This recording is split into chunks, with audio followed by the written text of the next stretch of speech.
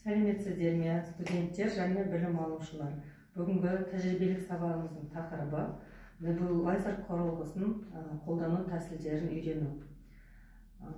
Біз дәл қазір 3 жасар балаға небулайзер аппаратымен жұмыс істеу реттілігін көрсетеміз. Бұл үшін небулайзер аппаратын аламыз. Бірінші небулайзер аппаратының ток көзіне қосылуын қадағалаймыз. Ток көзіне қосып алғаннан соң небулайзерге жалғап, одан соң дәрілік затты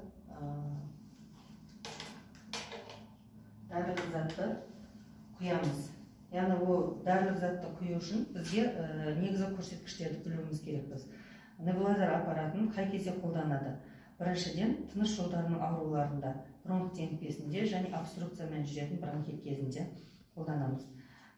Негізгі дәрілік препараттар Венталин, Пульмикорд және Бередуалды қолдансақ болады. Баланың жасына қарай 5 жасқа дейінгі балада 0,5 мл дәрілік затты қолданамыз және 2,5 мл физиологиялық ерітінді 0,9% физиологиялық ерітіндіні қолданамыз.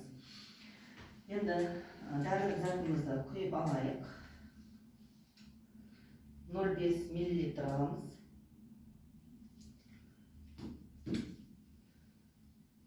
Енді 2,5 мл 0,9% натрий хлорид ерітіндісін 0,2,5 мл аламыз.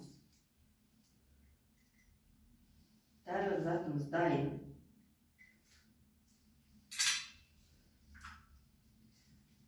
Енді бұны небулайзерге қосамыз.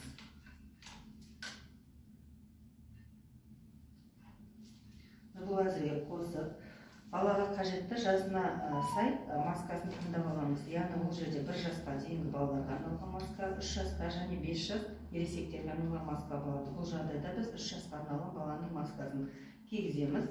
Енді біздің небулайзер аппаратын қолдануымызға дайын.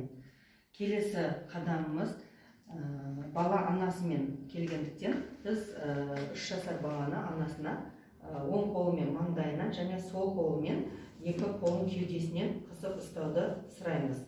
Немесе бала егер сөйлегенді, қарым-қатынасты түсінетін болса, бірінші өзімізге, яғни бала ойын түрінде болу керек барлық уақытта. Бала жылап, қорықпау үшін бірінші өзімізге масканы киіп көрсетеміз, одан соң анасына, одан соң барып балаға қолдану керек.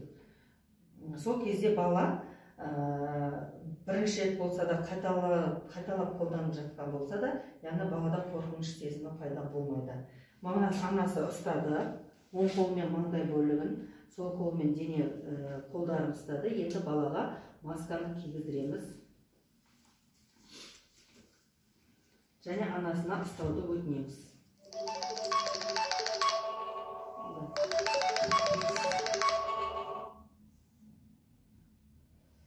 Немесе өзіміз медициналық қызметкердің өзі ұстап тұрады. Сондан соң небулайзер аппаратын қосамыз.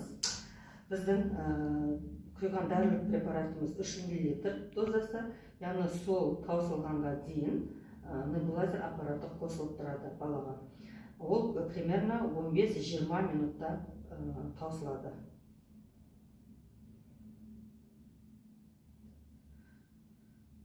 Процедурамыз аяқталды, 15 минутымыз өтті. Ішіндегі дәрілік зат таусылды. Енді баладан масканы аламыз. Алғаннан кейін бұны небулайзердің маскасының құрылғыны барлығын бөлек-бөлек алып, сүртіп, тазалап, қайтадан небулайзер аппаратының ішіне салып қоямыз.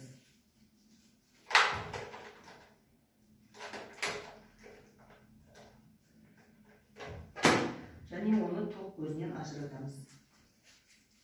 Құрметті студенттер және білім алушылар, тыңдап назар аударғандарыңызға рахмет.